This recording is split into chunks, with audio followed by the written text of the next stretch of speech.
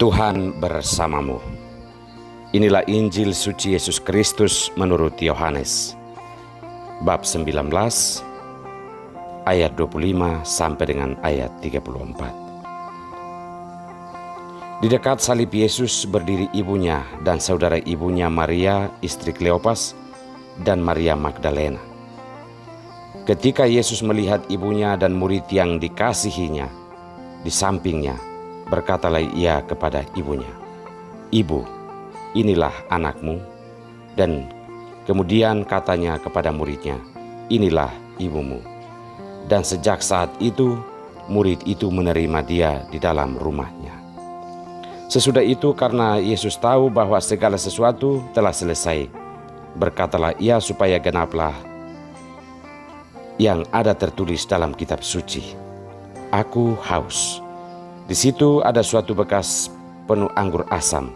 Maka mereka mencucukkan bunga karang yang telah dicelupkan dalam anggur asam pada sebatang hisop, lalu menghunjukkannya ke mulut Yesus. Sesudah Yesus meminum anggur asam itu, berkatalah ia, "Sudah selesai." Lalu ia menundukkan kepalanya dan menyerahkan nyawanya. Karena hari itu hari persiapan, supaya pada hari Sabat mayat-mayat itu tidak tinggal tergantung pada kayu salib, sebab Sabat itu adalah hari yang besar, maka datanglah orang-orang Yahudi kepada Pilatus dan meminta kepadanya supaya kaki orang-orang itu dipatahkan dan mayat-mayatnya diturunkan. Maka datanglah prajurit-prajurit lalu mematahkan kaki orang yang pertama dan kaki orang yang lain yang disalibkan bersama-sama dengan Yesus. Tetapi ketika mereka sampai kepada Yesus dan melihat bahwa ia telah mati, mereka tidak mematahkan kakinya. Tetapi seorang dari antara prajurit itu menikam lambungnya dengan tombaknya, dan segera mengalir keluar darah dan air. Demikianlah Injil Tuhan.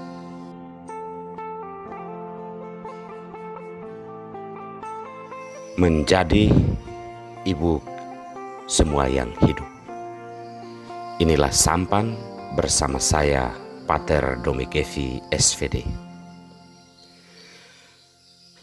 Bapak, Ibu, saudara-saudariku yang terkasih, dimanapun Anda berada saat ini. Seorang wanita atau seorang ibu selalu dihubungkan dengan kehidupan, karena ia adalah rahim, tempat memulai dan bertumbuhnya sebuah kehidupan. Ibu adalah rahim dan tempat kehidupan baru itu dimulai. Tanpa seorang wanita atau seorang ibu, kehidupan tidak akan mengalami pertumbuhan dan perkembangan yang baik. Inilah alasan mengapa seorang wanita atau seorang ibu bukan hanya penting, tetapi keberadaannya adalah suatu keharusan. Saudara-saudariku terkasih, dalam kitab Kejadian, perempuan pertama di Taman Firdaus diberi nama Hawa oleh Allah, karena ia akan menjadi ibu semua yang hidup. Memang dari Hawalah kehidupan manusia yang telah diciptakan Allah mengalami pertumbuhan dan perkembangan, sama seperti yang kita saksikan dan alami sampai saat ini. Hawa disebut ibu semua yang hidup, dan tugas serta peran Hawa tersebut secara iman dilanjutkan oleh Maria, ibunda Yesus. Maria pantas mendapat gelar yang sama oleh karena kerendahan hatinya untuk menerima kabar gembira, yaitu mengandung dan melahirkan Yesus, Sang Juru Selamat manusia. Boleh kita katakan bahwa ibu kehidupan secara fisik adalah Hawa dalam Perjanjian Lama, sedangkan Maria adalah ibu kehidupan secara rohani, karena ia dipilih Allah untuk menjadi ibunda Yesus Kristus, penyelamat umat manusia. Manusia berkembang secara kuantitas dalam diri Hawa, dan manusia mengalami keselamatan karena Maria.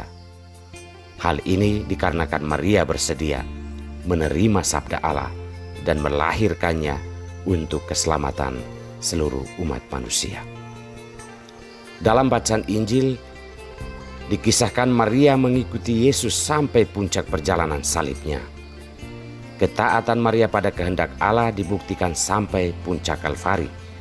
Di sana Yesus penyelamat umat manusia itu memberikan Yohanes kepada Maria, dalam arti memberikan gereja, mempercayakan gereja kepada Maria. Dengan kata-kata, inilah ibumu. Dan memberikan Maria kepada gereja dengan kata-kata, inilah anakmu. Sepanjang sejarah gereja, Maria sebagai ibu kehidupan tetap mendapat peran dan kedudukan sebagai ibu semua yang hidup. Saudara-saudariku terkasih, hari ini kita memperingati Santa Perawan Maria, Bunda Gereja.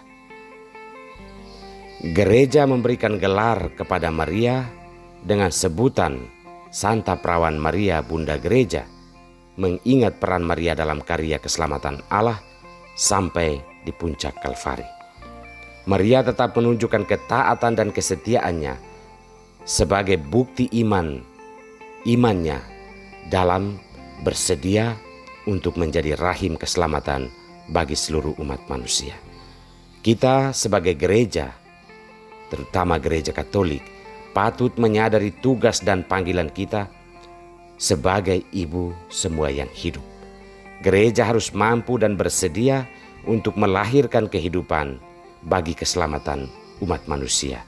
Karya-karya pewartaan dan karya-karya pelayanan gereja harus selalu dalam pengertian menjadi ibu kehidupan bagi manusia dan juga bagi seluruh alam ciptaan ini.